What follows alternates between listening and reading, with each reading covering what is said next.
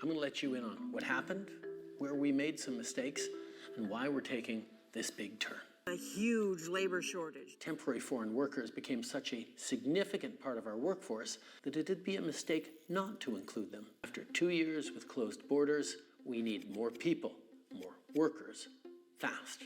So we brought in more workers.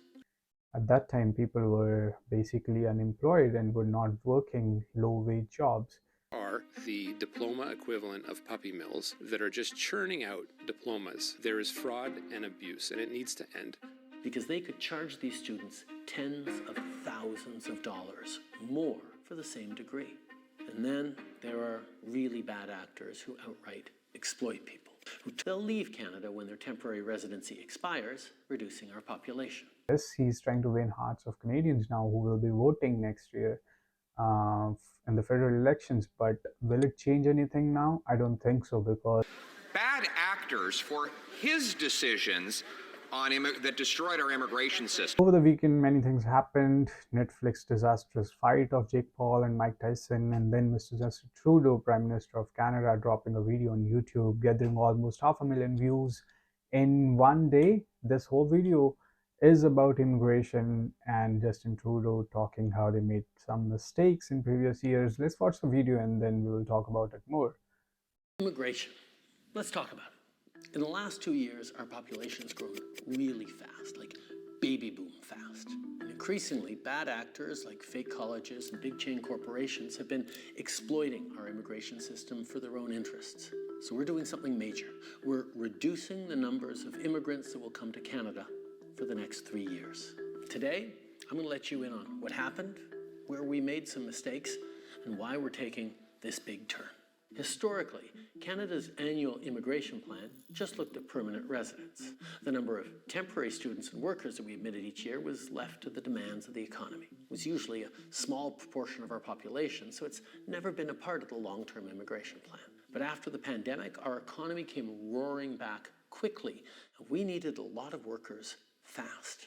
Canada is in the middle of a huge labor shortage. Temporary foreign workers became such a significant part of our workforce that it'd be a mistake not to include them. But after the pandemic, they all came to us with the same message. After 2 years with closed borders, we need more people, more workers, fast. So we brought in more workers, and it was the right choice. It worked. Our economy grew. Restaurants and stores reopened, businesses kept running. But most importantly, in spite of lots of economists' predictions, we avoided the worst-case scenario, a recession. But some saw that as an opportunity to profit, to game the system. The diploma equivalent of puppy mills that are just churning out diplomas. There is fraud and abuse, and it needs to end. Because they could charge these students tens of thousands of dollars more for the same degree. Looking back, when the post-pandemic boom cooled and businesses no longer needed the additional labor help, as a federal team, we could have acted quicker and turned off the taps faster.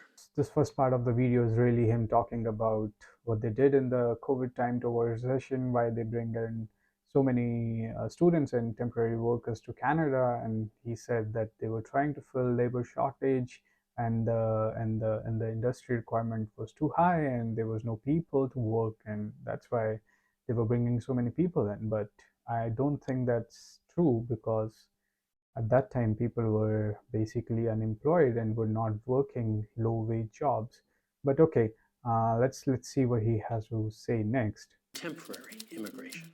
Temporary residents are people who come to Canada for a limited time, like international students, temporary workers, and so on. They come to work a job or go to school. When the job is done or when they finish their degree, most return home. Some apply to stay as permanent residents, but most return home. It says the program has been used to get around hiring Canadian workers in some instances. Far too many colleges and universities used international students to raise their bottom line. There are the diploma equivalent of puppy mills that are just churning out diplomas. There is fraud and abuse, and it needs to end. Because they could charge these students tens of thousands of dollars more for the same degree. And then there are really bad actors who outright exploit people, who target vulnerable immigrants with promises of jobs, diplomas, and easy pathways to citizenship, promises that would never come true. The new immigration plan is straightforward. Lower the number of new immigrants coming into Canada, both temporary and permanent. We're prioritizing permanent residents with the skills we need, like healthcare workers for our hospitals and construction workers who will build more homes. And those temporary residents who are already in Canada, some will apply to stay in Canada as permanent residents. Since they're already here, established and working, the added pressure put on communities is very low. Or they'll leave Canada when their temporary residency expires, reducing our population. Some temporary residents may turn to our asylum system when their visa expires as a shortcut to stay in Canada. Those claims will be analyzed and processed, and if their claim fails, they'll be sent home. So basically what he's saying is that now not all the students and temporary workers can apply for PR, and some of them, or maybe most of them, have to go back if they don't have required skills and they are not into required professions in Canada. And he is again, and this we have seen in past as well, that all these government announcements or federal government announcements have mentioned about the construction workers and healthcare workers, that how they are important right now for the country and they will be given preferences. But overall, this video is all about him talking and admitting his admitted his mistakes and trying, I mean, guess he's trying to win hearts of Canadians now who will be voting next year in the federal elections. But will it change anything now? I don't think so, because the comments in his own video says something else. But let's see. Is again a pyromaniac masquerading as a firefighter, this time on immigration. He blames bad actors for his decisions that destroyed our immigration system. He decided to increase and open the door to 726% more asylum claims.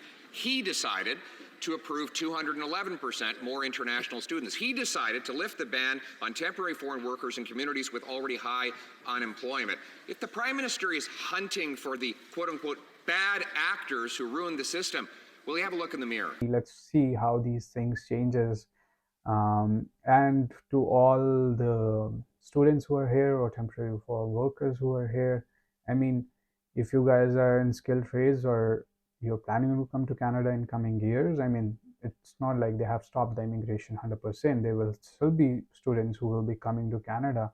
It's not from just from one country, India, or say any South Asian country, but I mean, as per their new immigration policies, more chances will be given to the students all over the world, so that they have a fair chance to come to Canada. If you're coming to Canada overall, no matter from which country, try to come as a skilled person, or try to blend in, try to learn things which are required in the country right now. That's it. If you like anything from this video, please share, subscribe to the channel and comment down.